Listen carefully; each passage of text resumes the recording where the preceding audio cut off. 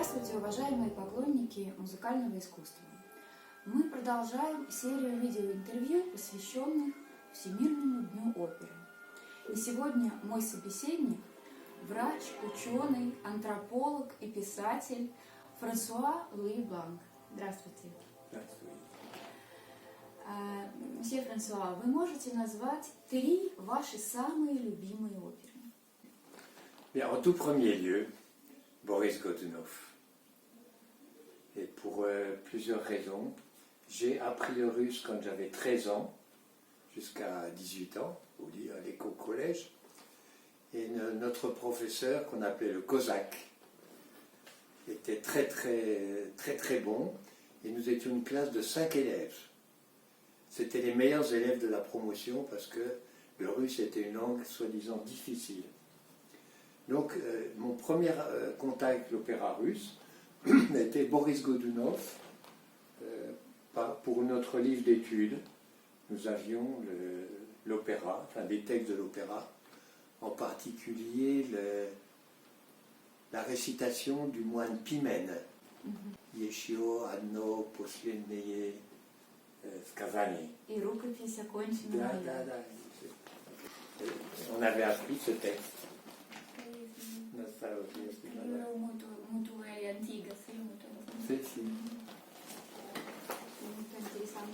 Et cet opéra m'a poursuivi dans la vie, parce qu'une fois j'étais en mission scientifique à New York, c'était au mois de janvier, il faisait très froid, moins 18 degrés, et on avait une séance d'opéra à l'opéra Lincoln, Boris Godunov. Donc c'était quelque chose de merveilleux et inattendu pour moi. Vraiment une rencontre magique. C'est vrai que c'était aussi une excellente introduction au monde russe, parce que l'opéra montre le peuple russe, montre le tsar, fait allusion à une histoire très intéressante du tsarévitch disparu, peut-être mort, et de son sosie qui réapparaît. Donc c'est vraiment une histoire qui montre typiquement la Russie telle qu'elle était avant la Révolution, bien sûr, et aussi la musique populaire, les chants de Moussorgsky sont une merveille. Вы знаете, что в эпоху барокко немецкий композитор Иоганн Матезон написал оперу, которая называлась «Борис Годунов». Да. Да, очень интересная опера. Она совсем не похожа, конечно, на оперу «Борис Годунов» Мусоргского, но это очень интересный взгляд на события, происходившие в России, взгляд из Европы. J'ai eu une nouvelle rencontre très importante avec cet opéra, il y a 20 ans, quand j'ai trouvé le film de Tarkovsky qui a filmé l'opéra et qui est aussi une très belle réalisation, très vivante, et je l'ai ici. Donc Первый opéra. Да. А следующее? Следующий совсем différent, Monteverdi. Le couronnement de Popée, Coronation of Popea. Коронация Попеи.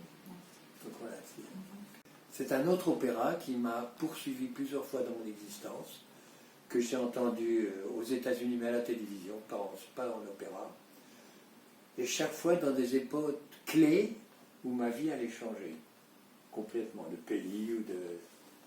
Donc aux États-Unis une première fois, une deuxième fois en Angleterre quand je suis arrivé pour travailler en Angleterre. De nouveau l'opéra de Popea. Et aussi un opéra important parce qu'il concerne une période très intéressante de l'histoire romaine, avec Néron, Popée, le philosophe Sénèque, et extrêmement tragique, dramatique, puisque Sénèque va mourir. Bon, le troisième, j'en ai 2. Celui-là que je regardais à la télévision, Les Contes d'Hoffmann par Offenbach, parce qu'il y a l'histoire des 3 femmes, c'est un peu les rencontres de l'homme avec les femmes dans l'existence, mais enfin je ne veux pas trop m'étendre. Et un autre qui est très important surtout, c'est Parsifal pour moi. D'une part, c'était déjà l'opéra préféré de ma mère, parce qu'elle est née en Allemagne, enfin dans une région de la France qui était allemande à l'époque, et elle était fanatique de Wagner. Et elle nous avait transmis ce goût, et aussi parce que vous savez, bien sûr c'est une magnifique pièce de Parsifal, de Wagner, Et aussi, c'est une histoire de rédemption, c'est une histoire de Christ un petit peu. Donc, c'est de nouveau un message très profond et très riche transmis par Wagner. И Вагнер, и Мусоргский называли свои оперы не операми, а музыкальными драмами. А вам не кажется, что в направлении, в характере музыки этих двух композиторов есть что-то общее, несмотря на то, что один жил в Германии, а другой жил в России? И мне кажется, что и у того, и у другого композитора есть оперы, которые можно назвать опера-эпопея. Например, Борис Годунов, да? Или вы назвали Парсифаль, есть Тристан и Изольда, да? Это опера-эпопея. Épopéa de l'histoire allemande, oui, comme Boris Godunov, c'est de l'histoire russe, et toujours avec le Christ en arrière, enfin, la chrétienté, le message chrétien derrière l'opéra. C'est vrai. Переходим ко второму вопросу. Да? Хорошо.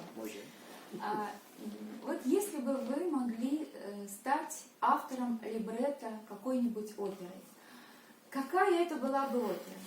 О чем бы вы написали это либретто? J'ai une idée, c'est vrai.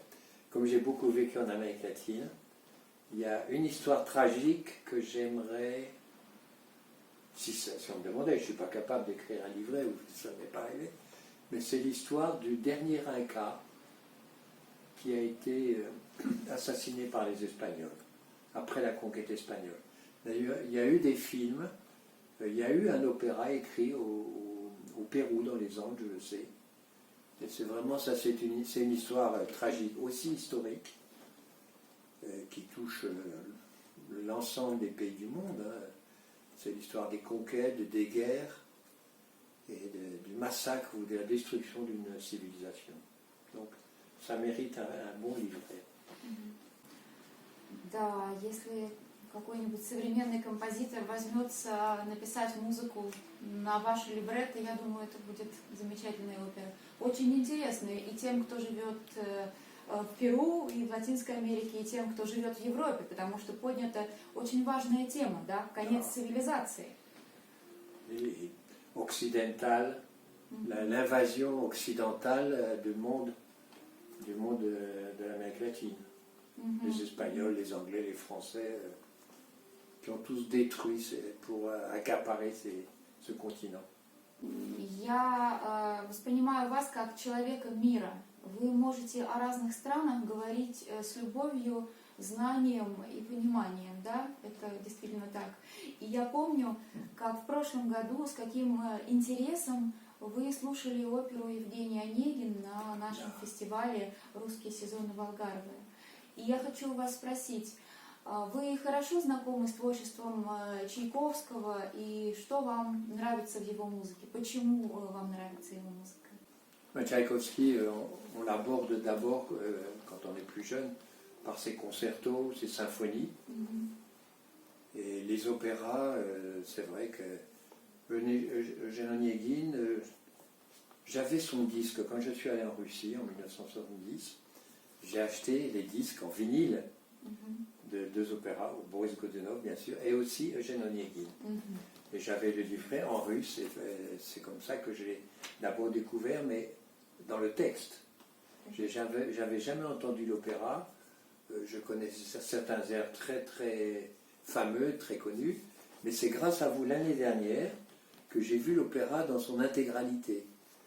Et j'avais en plus acheté le texte de Pouchkine dans un livre en français bilingue, portugais-russe, parce que je voulais lire le texte de Pouchkine en russe, avec la traduction à côté pour faciliter les choses.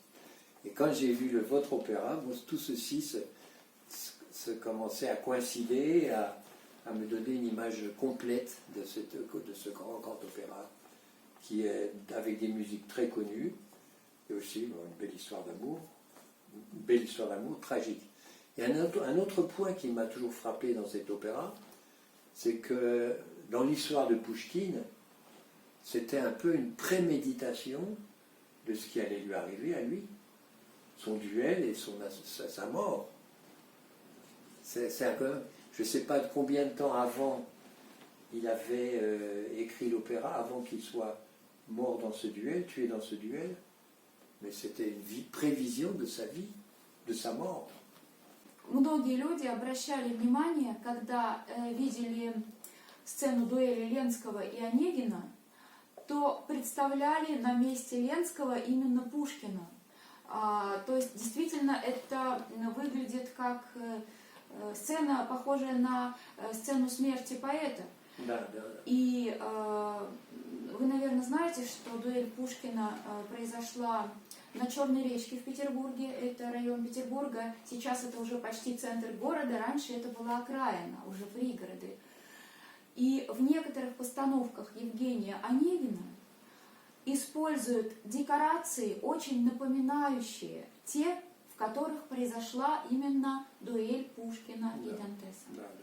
Oui, c'est vrai, il a repris pour le livret.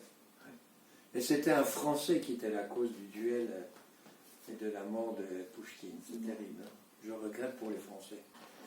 Я думаю, на самом деле, что причиной дуэли был не конкретный человек, который сделал этот выстрел, а те люди, которые организовали их ссору, и которым это было для чего-то нужно. Et l'honneur qu'on devait défendre à l'époque, aujourd'hui en divorce, c'est plus simple.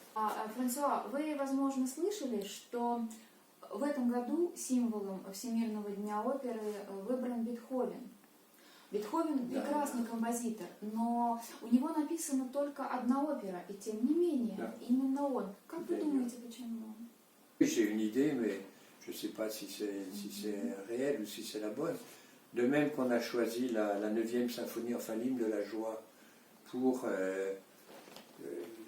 l'hymne de l'Europe, je pense qu'actuellement Beethoven est le musicien qui est le plus universel pour l'Europe, qui est accepté par tous les pays.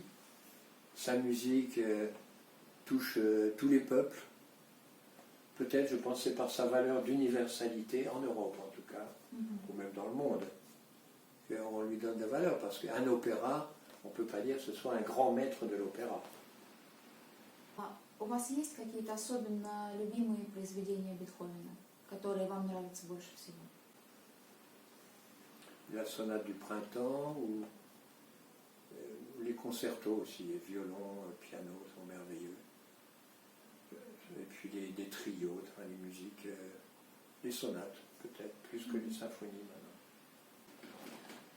Дорогие зрители, если и вы любите музыку Бетховена и Чайковского, мы будем очень рады видеть вас на концерте 25 октября в Синетеатре города Лале, Алгарве, самом теплом и самом южном регионе Португалии.